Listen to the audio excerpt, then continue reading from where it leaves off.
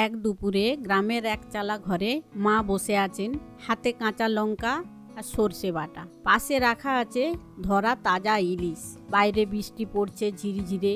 আর মা বললেন, আজ ইলিশটা কিন্তু ভাপা হবে, অত ভাজা বুঝি না।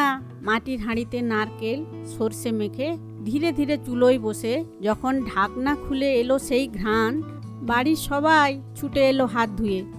আজ আমি সেই মায়ের ভাপা ইলিশই বানাবো মায়ের রান্নাঘরে। নতুন কিছু নয়, কিন্তু হারিয়ে যাওয়া সেই পুরনো স্বাদটা। চলো ফিরে যাই একটু স্মৃতির পাতায়, এক প্লেট গরম ভাত আর ইলিশ ভাপার সঙ্গে। এখানে আমি মাছগুলোকে আগে থেকেই নুন হলুদ মাখিয়ে রেখেছি। আর এই মাছটা না আমার এক দিদি নদী থেকেই একদম তুলে এনে আমাকে গিফট করেছেন। এবার একটা মশলা বানাবো। এর জন্যে একটা বাটিতে আমি নিচ্ছি সাদা সর্ষে 2 চামচ আর কালো সর্ষে 2 চামচ। এইটা জল দিয়ে আমি ভিজিয়ে রাখবো 10 মিনিট মতো।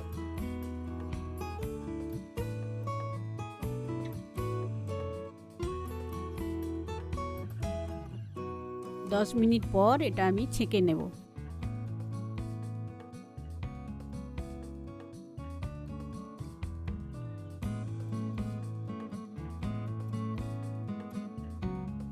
এবার একটা মিক্সিং জারের মধ্যে দিয়ে দেব সর্ষে আর 4টে কাঁচা লঙ্কা, আর তার সাথে একটু জল দেব আর একটু লবণ। লবণটা দেব এই কারণে, সর্ষেতে তাহলে না তেতো ভাবটা কেটে যাবে। এবার একটা মিহি পেস্ট বানিয়ে নেব।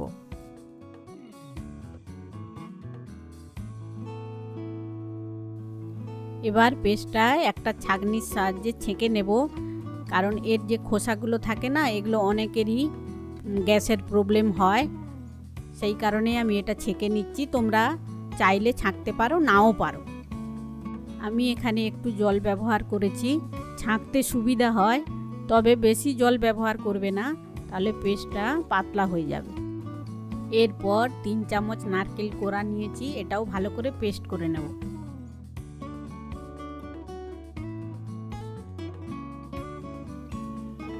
নারকেলের পেস্টটা সর্ষের মধ্যে দিয়ে দেব।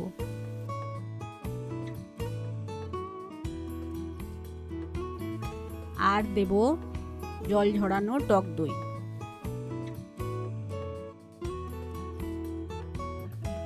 1 চামচ হলুদ আর স্বাদ মতো লবণ। আর সর্ষের তেল দেব। এতে কিন্তু সর্ষের তেলই দেবে, অন্য কোনো তেল ব্যবহার করবে না। ভালো করে এটা মাখিয়ে নেব।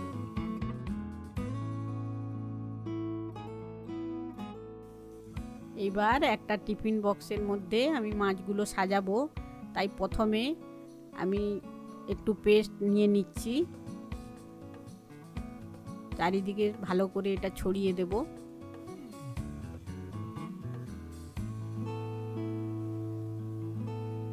এরপর ইলিশ মাছগুলো সাজাবো।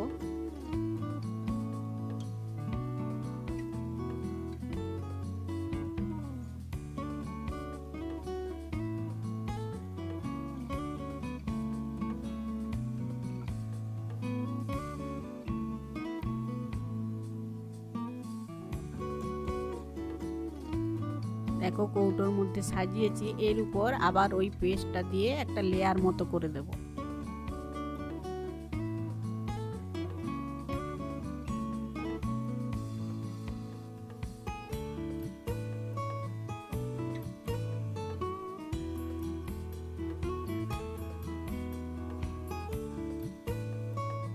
আর একটা পিস রয়ে গিয়েছে, তাই এর উপরেই আমি দিয়ে দিচ্ছি, দিয়ে এটার উপরেও আবার পেস্টটা দিয়ে দেব।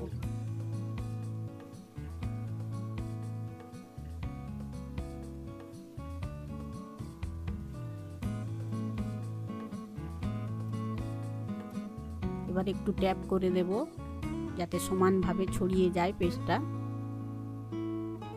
এর উপর সর্ষের তেল দেব। কাঁচা লঙ্কা দেব একটু। লঙ্কাটা তোমরা তোমাদের স্বাদ মতোই দেবে। এর ঢাকনাটা আটকে দেব। এবার একটা কড়াতে জল নিয়েছি। জলটা প্রথমে খুব বেশি নেব না, দিয়ে একটা স্ট্যান্ড বসিয়ে তার উপর কৌটোটা দিয়ে দেবো।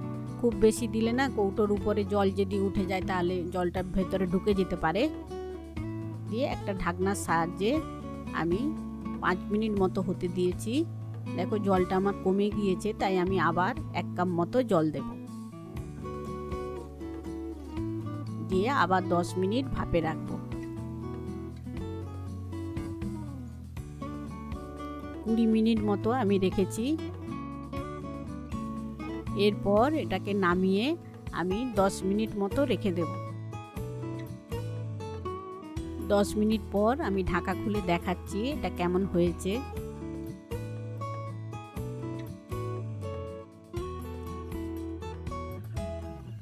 আমাদের ইলিশ ভাপা একদম রেডি।